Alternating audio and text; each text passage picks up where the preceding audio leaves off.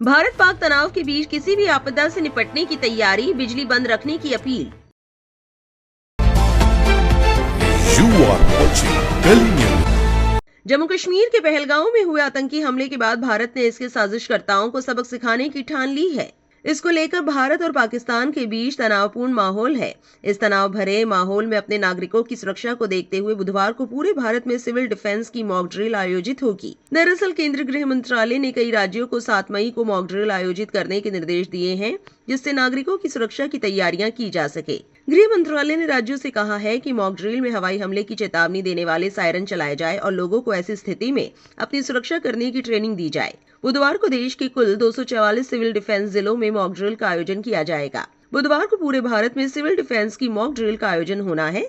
ऐसे में ये माना जा रहा है कि स्कूलों और कॉलेजों में छात्रों को भी सिविल डिफेंस की मॉक ड्रिल का ट्रेनिंग दिया जाएगा। बुधवार को देश के कुल 244 सिविल डिफेंस जिलों में मॉक ड्रिल का आयोजन किया जाएगा। वहीं इस खबर के बाद सोशल मीडिया पर भारत सरकार ने एक वीडियो भी जारी किया है, जिसमें बताया गया है कि भारत के नागरिकों को जंग के हालात के दौरान क्या करना चाहिए। इसे लेकर मशहूर इतिहासकार अशोक कुमार पांडे एक्स हैंडल पर लिखते हैं, एक सामान्य सा नियम है अलिखित सारी दुनिया में, युद्ध जैसे हालात में देश और सरकार के साथ खड़े होना। सरकार से 100 शिकायतें हो सकती हैं आपकी, लेकिन जंग के हालात में आपकी सुरक्षा सरकार को ही करनी है। अंतर्राष्ट्रीय मंचों से लेकर जंग के मैदान के फैसले सरकार को ही करने हैं और फैसले जो भी हो आप उसमें शामिल होने ही है। मैं रक्षा मामलों के बारे में कुछ नहीं जानता। ब्लैकआउट के बारे में दूसरे विश्व युद्ध के इतिहास और संस्मरणों में पढ़ा है। शानी की युद्ध जैसी कहानी में पढ़ा है। 1971 के बाद इस देश ने युद्ध नहीं देखा है। कारगिल की लड़ाई उसी इलाके में हुई थी, बाकी देश में इसका वैसा असर नहीं हुआ। हम नहीं जानते युद्ध कैसा होता है, इतिहास बताता है कि भयावह होता है। तो आज अगर सरकार कह रही है कि ब्लैकआउट की प्रैक्टिस कर लीजिए, मॉक ड्रिल कर लीजिए, तो मैं बिना सवाल इन निर्देशों का पालन करूंगा। युद्ध होना है, नहीं होना है, कैसा होना है, ये सब सरकार को तय करना है।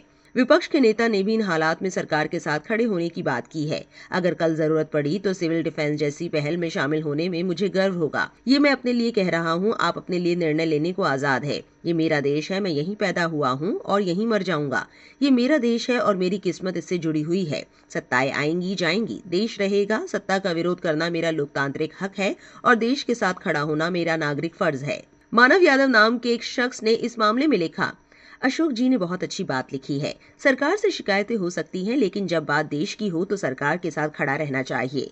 देश हमारा है और हमारी किस्मत इससे जुड़ी है। सत्ताएं आएंगी जाएंगी, देश रहेगा। सत्ता का विरोध करना लोकतांत्रिक हक है और देश के साथ खड़ा होना नागरिक फर्ज। वरिष्ठ पत्रकार अजीत अंजुम लिखते हैं, मैं 100% सहमत हूँ। जब युद्ध की स्थिति हो तो सरकार और सेनाओं पर भरोसा करके साथ खड़े होने की जरूरत है। सरकार से सवाल पूछना और तमाम असहमतियां अपनी जगह है, लेकिन जब जंग के हालात हो जाए तो देश के साथ खड़े होना ही पहला और आखिरी विकल्प है।